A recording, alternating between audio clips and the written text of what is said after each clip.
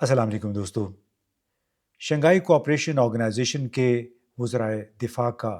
ایک اہم اجلاس آج چین کے شہر چینگڈاؤ میں منعقد ہوا، بلکہ آج ہی وہ ختم بھی ہو گیا، یعنی جمعرات کے روز۔ اور اس میں ایک غیر معمولی واقعہ ہوا۔ وہ واقعہ کیا تھا؟ وہ یہ کہ پہلی مرتبہ بالواسطہ طور پہ بلوچستان میں دہشت گردی کے معاملات اس اجلاس کے کمیونیکے یا مشترکہ اعلانیے میں سامنے آئے۔ چینگڈاؤ چینی بحریہ کا ایک بہت بڑا اڈہ ہے یہاں پہ، اور یہیں پہ ایس سی او کا یہ اجلاس منعقد کیا گیا۔ اور ایک دن پہلے آپ کو معلوم ہے کہ ہالینڈ میں دی ہیگ شہر میں نیٹو کے رہنماؤں کا سربراہی اجلاس ہوا، اور جس میں تمام اس کے جو 32 ارکان ہیں انہوں نے اپنے دفاعی بجٹ میں ڈونلڈ ٹرمپ کی خواہش پہ اضافے 5%، یعنی کل بجٹ کا جو ہے وہ 5% تک بڑھانے کا اعلان بھی کر دیا۔ نیٹو کے ایک لحاظ سے ڈیڈی، جو کہ نیٹو کے سیکرٹری جنرل نے ایک لحاظ سے بالواسطہ طور پہ کہا تھا، ان کو خوش کرنے کے لیے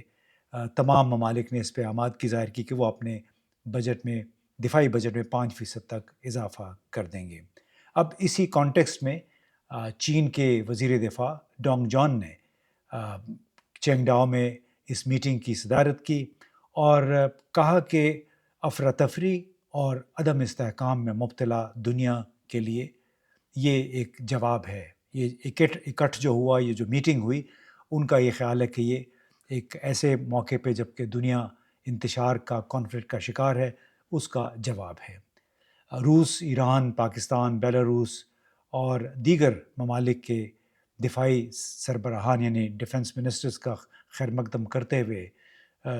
جو ڈونگ نے کہا کہ جیسے جیسے صدی کی عام تبدیلیاں تیز ہو رہی ہیں، یک طرفہ اور تحفظ پسندی بھی عروج پہ ہے۔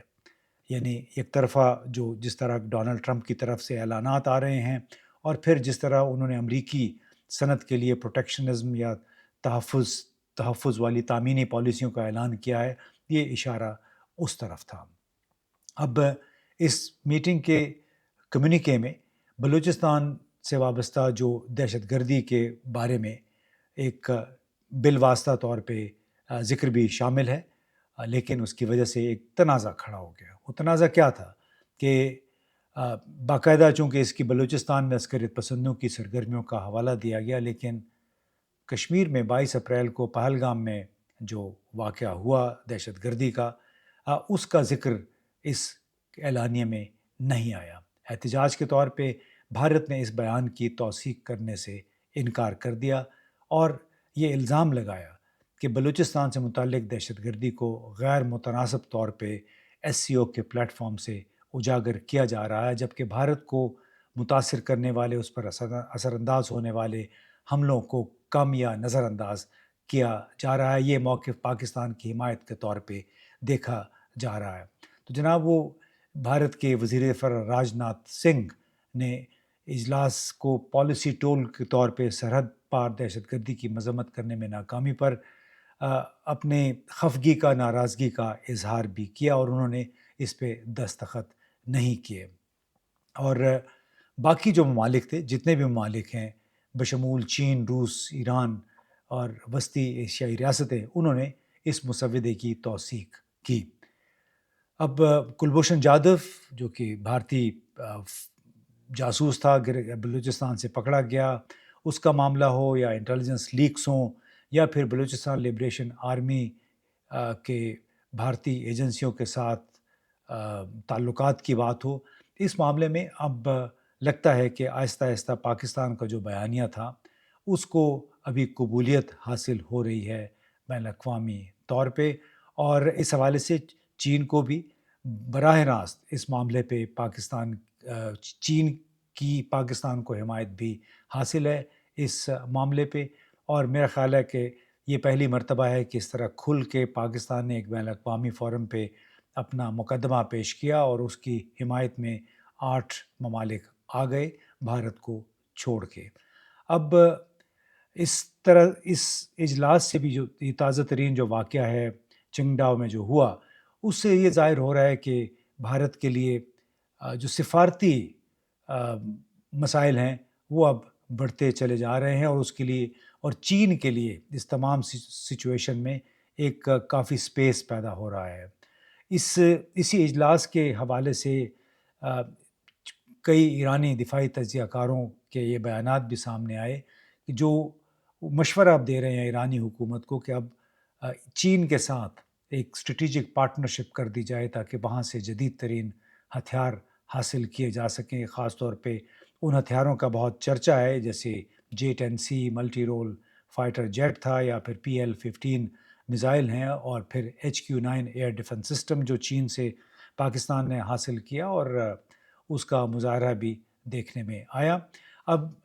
ایک طرف ایران کی قربت چین کے ساتھ بڑھ گئی ہے، خاص طور پہ جو اسرائیل کے ساتھ اس کی جنگ ہوئی، اور اس میں پھر جو بھارت کا کردار تھا اس پہ ابھی بعد میں آتے ہیں۔ لیکن پہلے ہم نے پہلے بھی ایک اپنے ویلاگ میں ذکر کیا کہ پاکستان میں ایران کے سفیر رضا امیری مقدم نے ایک تازہ ترین بیان میں اسرائیلی جارحیت کے دوران ایران کے ساتھ پاکستان کے کردار کی غیر معمولی ایک تعریف کی ہے، اور کہا کہ وہ تہہ دل سے حکومت پاکستان کے سیاسی جماعتوں کے شکر گزار ہیں۔ جبکہ جو کل ہم نے جو ذکر کیا تھا وہ یہ تھا کہ ایران کا جو سفارت خانہ ہے بھارت میں، اس نے ایک بیان جاری کیا تھا، اور اس بیان میں ایرانی سفارت خانے نے یا ایرانی حکومت نے بھارت کے ان تمام شہریوں ان تمام سیاسی جماعتوں کا شکریہ ادا کیا جنہوں نے اسرائیل کے ساتھ تنازع میں ایران کے ساتھ یکجہتی کا اظہار کیا۔ تو جو پہلے میں نے یہ بات کہی تھی کہ براہ راست اس میں بھارتی حکومت کا ذکر نہیں تھا اس پریس ریلیز میں یا اس بیانیے میں، جس سے یہ ظاہر ہو رہا تھا کہ ایرانی حکومت بھارت سے خوش نہیں ہے، جبکہ ایرانی سفیر نے پاکستان میں جو بیان جاری کیا وہ بہت زیادہ غیر معمولی تعریف کی ہے پاکستانی حکومت کی، پاکستانی عوام کی۔ اب سوال یہاں پہ یہ پیدا ہو رہا ہے کہ کیا بھارت یہ جو تازہ ترین اس کو ناکامی یا سبکی کا سامنا کرنا پڑا چنگڈاؤ میں چین میں وزرائے دفاع کے اجلاس میں، کیا وہ اس سے کوئی سبق سیکھے گا؟ اب یہ ذہن میں رکھنا چاہیے، میرا اپنا خیال ہے کسی بھی ملک کو، کہ جو زوم تھا اسرائیل کو یا امریکہ کو کہ اب تکنیکی طور پہ آپ کو برتری حاصل ہے باقی سب ممالک میں،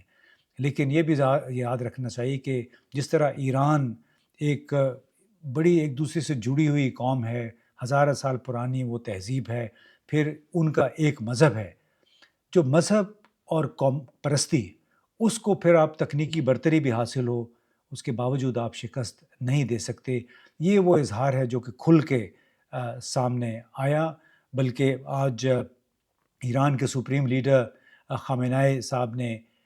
تازہ ترین جو جمعرات کو بیان جاری کیا، اس میں بھی انہوں نے ایک بار پھر کہا کہ ایرانی قوم کبھی بھی ہتھیار نہیں ڈالتی۔ اب یہ بیان ایسی قوم کی طرف سے آ سکتا ہے جس کی تاریخ ہزارہ برس پہ مبنی ہو۔ اب آئیے یہ بھی دیکھتے ہیں کہ پہلگام کے بعد جو ہندوستانی طرز عمل تھا، کیا وہ اس کے لیے فائدہ مند ثابت ہوا؟ جس طرح ششی تھرور کی قیادت میں مختلف ممالک میں بھیجے گئے وفود دنیا بھر کے دورے پہ بھارتی موقف واضح کرنے کے لیے، اس سے کیا فائدہ ہوا؟ دیکھیں نا، پہلے پاکستان کے ساتھ ایک بڑے تکبر کے ساتھ انڈس واٹرز ٹریٹی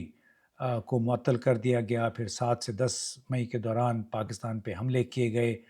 اور ایک غیر معمولی صورتحال پیدا کی، دنیا بھر میں اسکیئر پیدا ہو گیا کہ کہیں بھارت پاکستان کی ایٹمی جنگ نہ چھڑ جائے۔ لیکن بہرحال جو بحیثیت مجموعی جو سینس ابھر کے سامنے آیا اس تمام تر صورتحال سے، وہی تھا کہ ہندوستانی حکومت کو اندرون اور بیرونی ممالک میں اور اندرون ملک کافی سبکی کا سامنا کرنا پڑا۔ حملوں پاکستان پر براہ راست حملوں کا جواز پیش کرنے میں بھی بھارت ناکام رہا، اور بڑے مبہم سے بیانات آتے رہے کئی روز تک، اور اس امر کا اعتراف نہ کیا کہ پاکستانی ایئر فورس نے ان کے 5